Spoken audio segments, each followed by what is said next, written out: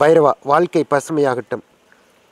வரக்கூடிய ஜூலை 24/7/2025 ஆடி 8 ஆடி மாதம் 8ஆம் தேதி வியாழக்கிழமை அமாவாசை. நிறைஞ்ச குருனுடைய திதியில் வரக்கூடிய அமாவாசை.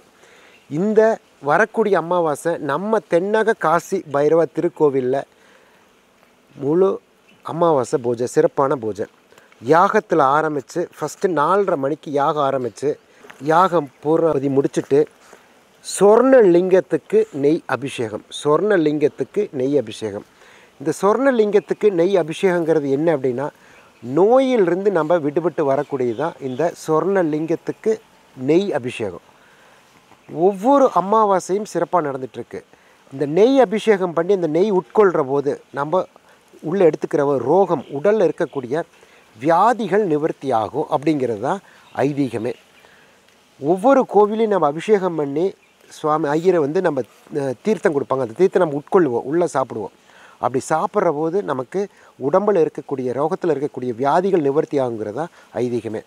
நம்ம தென்னக காசி பைரவ திருக்கோவிலில் அதே போல் ஒவ்வொரு அமாவாசைக்கும் சிறப்பான யாகம் நடந்துகிட்ருக்கு. கண்டிப்பாக நீங்கள் கலந்துட்டுருக்கீங்க.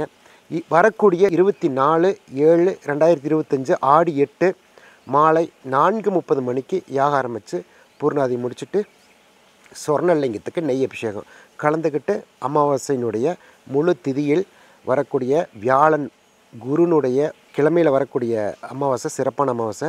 பைரவருடைய கிடைக்கணும் பிரார்த்தனை பண்ணிக்கிறேன். ஓம் ஸ்ரீ சொர்ண அர்ச்சன பைரவாய் நமக.